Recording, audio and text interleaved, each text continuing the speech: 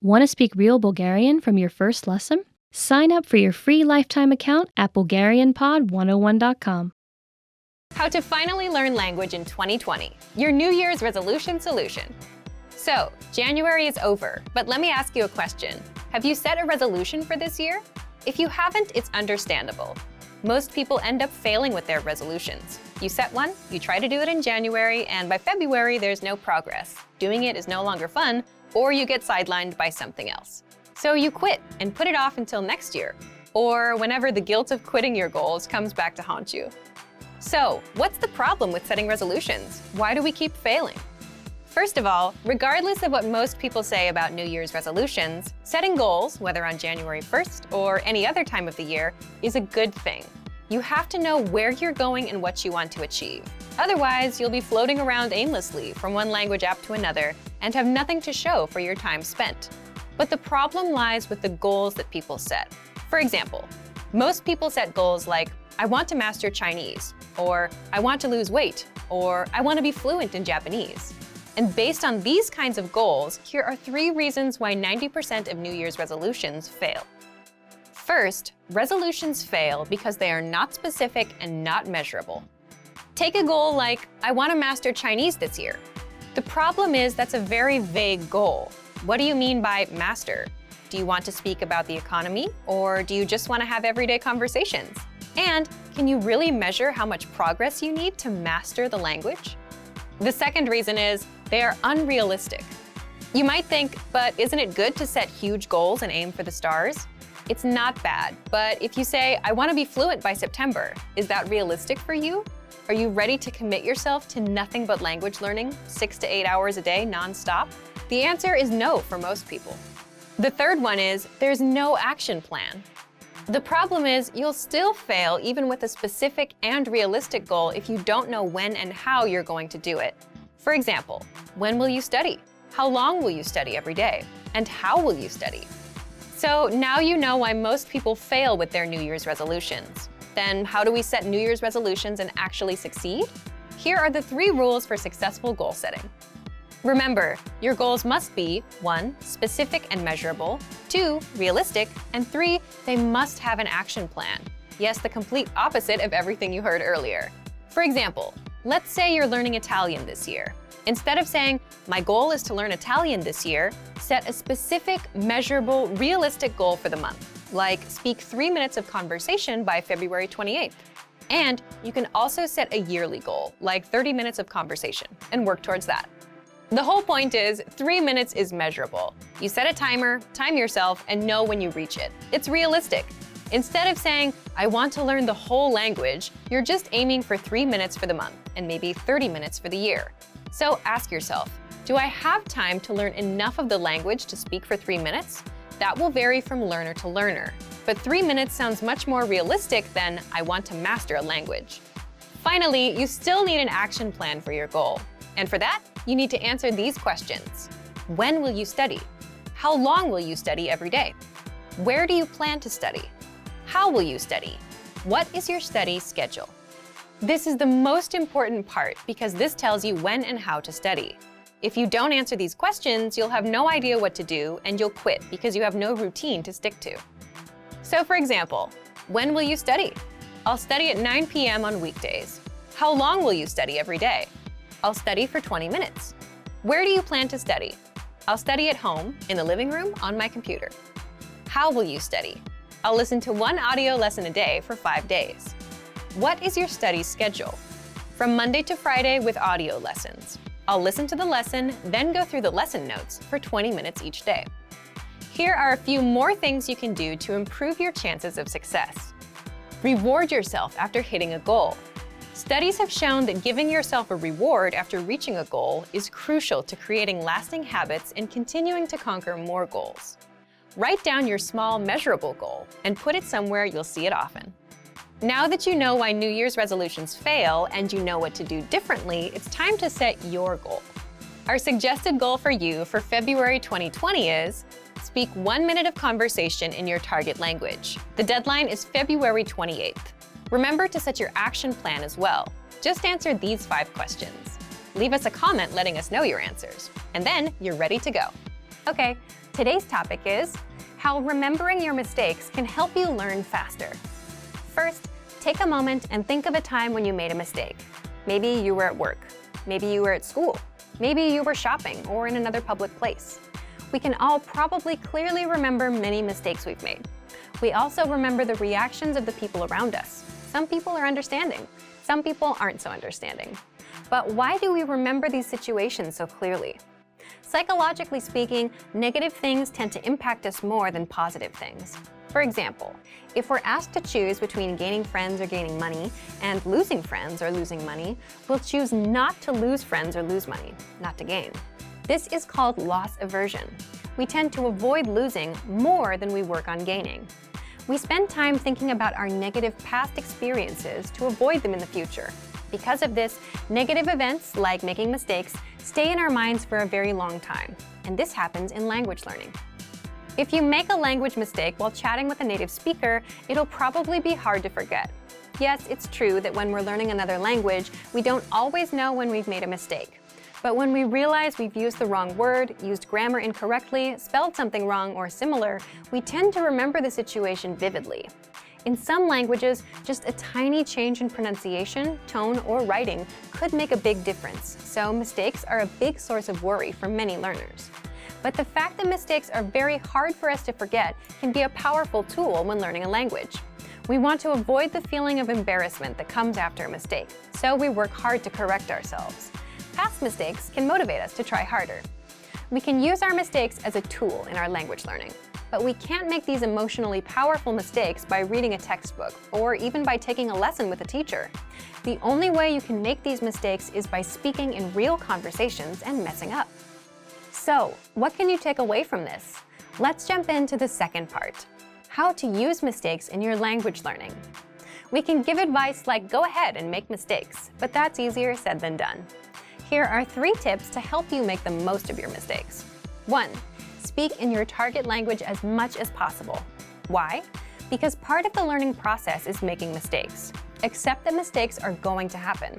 If you're not making any mistakes ever, then you're probably not challenging yourself. 2. Look for opportunities to speak. Many learners have trouble finding public places to practice the language they're studying. See if there are language groups in your community or at your school. If you have trouble with that, look online and be creative. You don't need to search for groups specifically for language learners. See if you can find a hobby discussion in your target language. Maybe you'll find a news discussion group. Think outside the box. Find somewhere to practice and make mistakes. When you do mess up, you'll probably remember it. 3. Build on your experiences. Think carefully about your conversations after you have them, and work to make them longer each time. If you made a mistake in your first conversation, think about how to fix it. If you said only a few sentences in your first discussion, work to speak for 15 or 30 seconds on the next discussion. Challenge yourself. Many learners have trouble finding opportunities to speak that work with their schedule and their level. If you're not sure where else you can practice, you can consider hiring a tutor. If you're a Premium Plus member on our website, you can practice with your teacher. It's still important, where possible, to practice and make mistakes in real-life situations. This will help you to more carefully reflect on your conversations and work to improve. It isn't quite the same as studying with a textbook or a hired tutor. This strong desire to avoid making a mistake will help you work to improve. You'll be motivated to try harder. This can help you learn faster. The easiest way to start writing and improve on your own. Most language learners start with reading or speaking first. We all want to speak. Typically, most learners start their studies by reading textbooks or articles online. But writing? Not so many practice writing right away, unless the language has a unique writing system. There are a few reasons you should consider writing when you're learning a language. Let's jump into part 1. 1. Why is writing an easy way to learn a language? So, why is writing easy? First, you don't need anyone to start improving right now. When it comes to language learning, we all want feedback and corrections. And for that, we either need a teacher or a learning program that can quiz us. But if you want to improve on your own without waiting on anyone else, or if you don't have access to a teacher, you can start with writing. You'll find out how in just a minute. Second, you don't need to worry about what to write. How does this work? The easiest way to start writing is to copy text from somewhere else. That way, you don't have to worry about what to write or how to spell things. Just get a piece of paper and a pen and copy things from a resource you're using. You can even try doing this with your favorite quotes or ideas. Copy them word by word. Third, it can help you build a strong routine. Imagine you copy 2 sentences per day. It's simple, and it just takes a minute or 2. That means you can stick to it on a daily basis. And if you can learn to stick with that, you can stick to other learning routines in the future. And fourth, you'll end up improving all areas of the language. How? Well, if you're copying out a few sentences a day, you'll end up indirectly learning a lot of words, grammar rules, and lines you can actually use, simply because you're exposed to them. And if you read what you write, you'll improve your reading and comprehension skills too.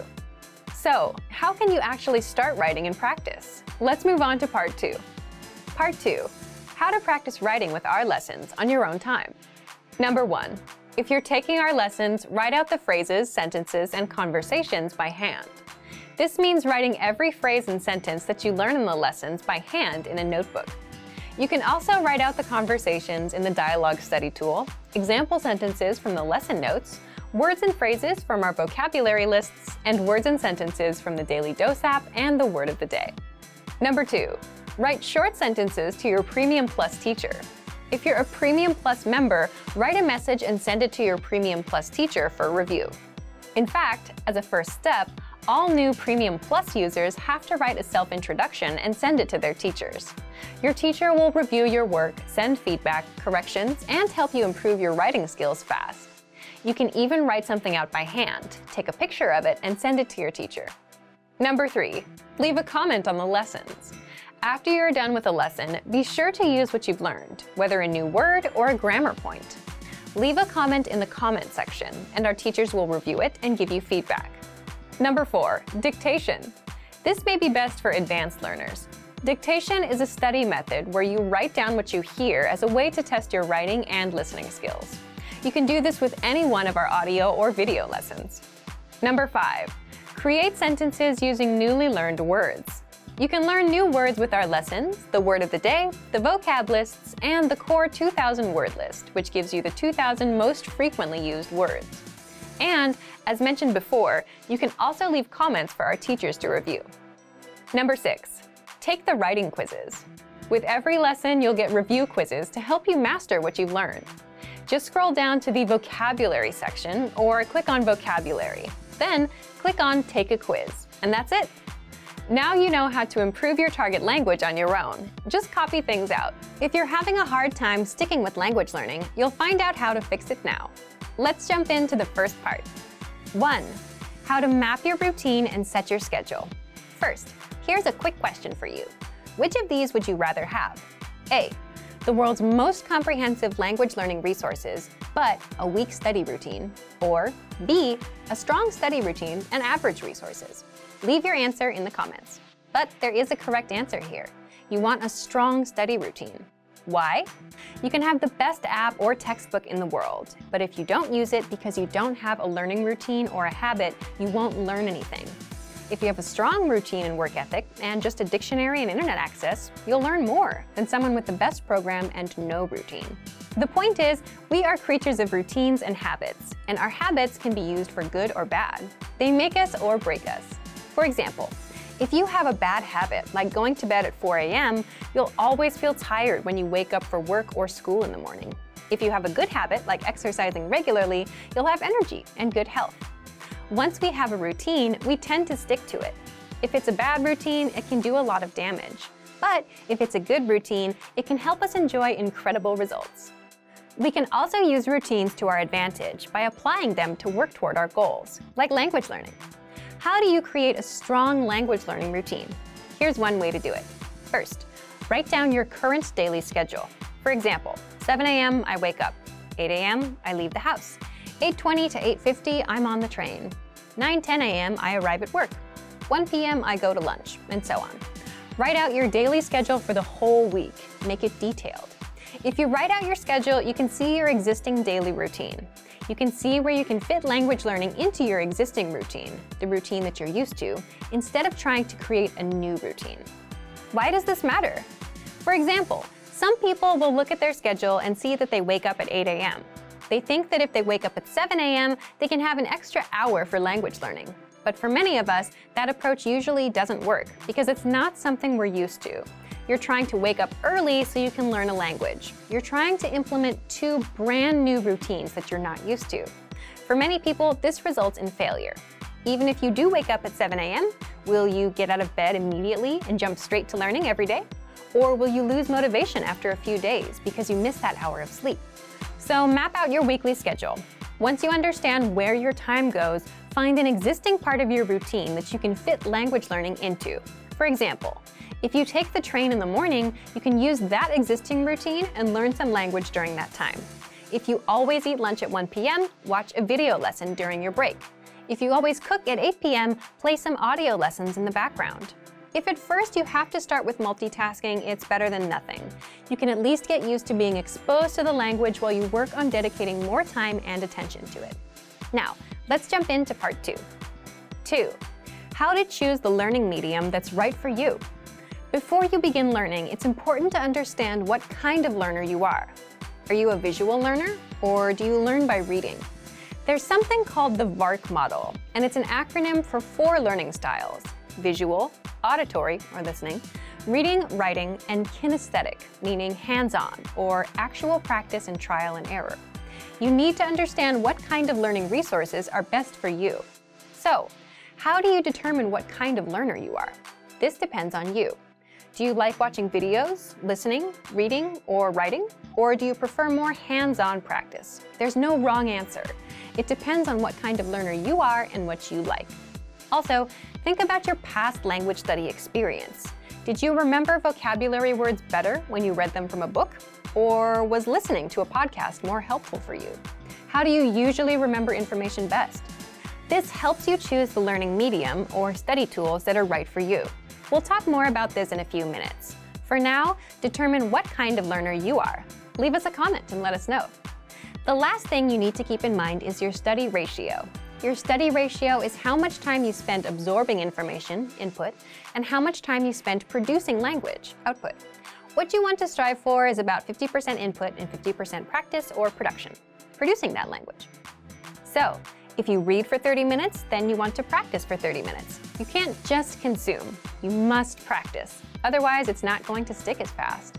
All right, we've covered routines and learning types. Let's move on to part 3. 3. The language tools you'll want for your learning style. In this last part, we're going to cover all the resources that you can take advantage of based on your learning style. But remember, if you're a visual learner, that doesn't mean you should shun resources that don't fit that style. Sometimes it's not practical to watch a video. For example, if you're driving, audio is a much better choice. So let's jump in. If you're a visual learner, take advantage of our video lessons in the lesson library. We have them across all levels, from absolute beginner to advanced. These will be your main source of learning. Use the vocab slideshows. You'll find these on every lesson page and vocab list. The slideshows make it super easy to learn and review words. Just press play and watch. You can put it on a loop and watch for as long as you want. Next, if you're an auditory learner, then take advantage of our audio lessons. You can also use dialogue audio tracks. These give you just the conversation from that lesson, and you can use these tracks to immerse yourself in conversations. Next, if you prefer reading and writing, we include lesson notes and transcripts for every audio and video lesson. So, if you're taking a lesson, read along. The lesson notes include extra grammar explanations, vocab lists, and cultural insights that are not available in the lesson. You can also check out our extensive reading books in the lesson library. These are simple one-line per page books that will build you into a confident reader. If you prefer writing, you can copy out the lesson dialogue into your notebook. You can leave comments on our lessons with sample sentences. You can keep a daily journal in your target language. Plus, you can send messages to your Premium Plus teacher and practice writing. They'll correct your mistakes, tell you how to express yourself in a natural way, and help you improve fast. And finally, if you're a kinesthetic learner and prefer hands-on experience and trial and error, definitely use our Premium Plus teachers and practice with them. You can do that via the My Teacher Messenger on the site or in the app. Use our spaced repetition flashcards. These cards quiz you on words and phrases and help you master them fast. They sort the words for you and quiz you accordingly. So, if you don't know a word, you'll keep seeing it over and over until you get it right. And if you do know it, you'll see it again in a few days. It'll pop up every now and then just to refresh your memory. Also, take advantage of our lesson quizzes. You'll find these in every audio lesson, and these test you on the words and phrases you learned in the lessons. You can also practice speaking with our voice recorder. You'll find this inside the dialogue tool. You can record yourself and compare with native speakers. You can keep practicing until you can say the lesson dialogue at a native level. There are tools for every learning style.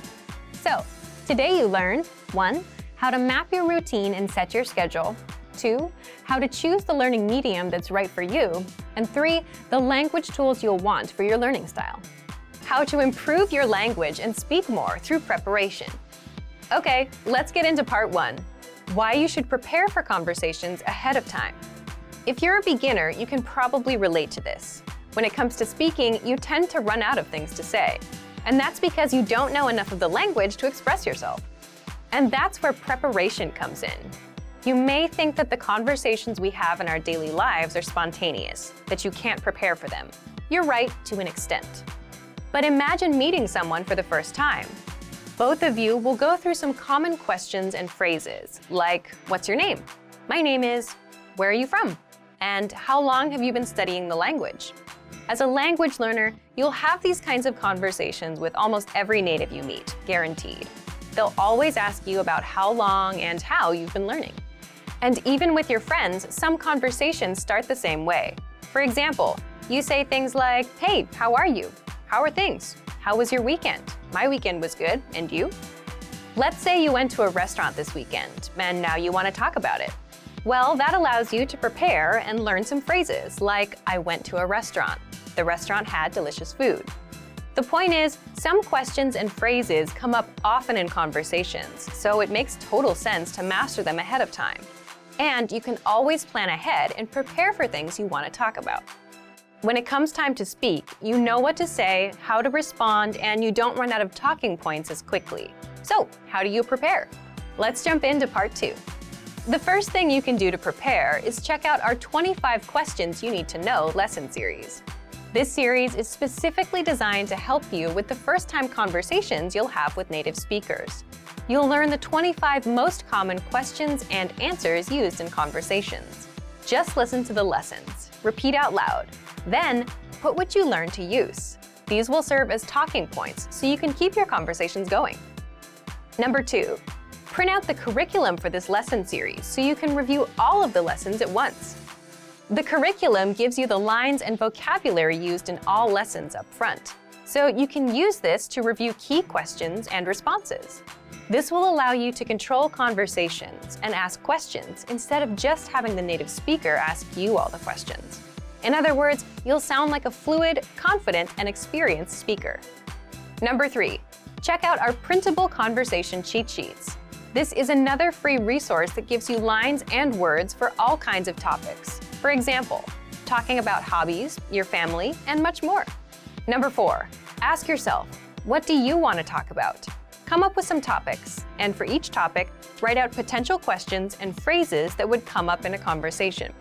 For example, if you want to talk about restaurants, you can have lines like, my favorite restaurant is, my favorite food is, what's your favorite restaurant? And then run these lines through a translation app.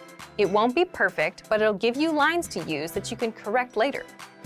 Number 5, look for lessons that are related to your topics with our lesson library.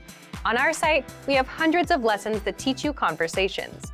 So if you're looking for lessons related to restaurants and food, you'll get all kinds of conversations that you can use for yourself. And number 6, if you're a Premium Plus user, get in touch with your teacher via My Teacher and try a conversation with them. They'll help you every step of the way, correct your writing, and give you the lines to use in a conversation. That way, you can prepare ahead of time, and when it comes time to speak, you'll know what to say. Want to speed up your language learning? Take your very first lesson with us. You'll start speaking in minutes and master real conversations. Sign up for your free lifetime account. Just click the link in the description.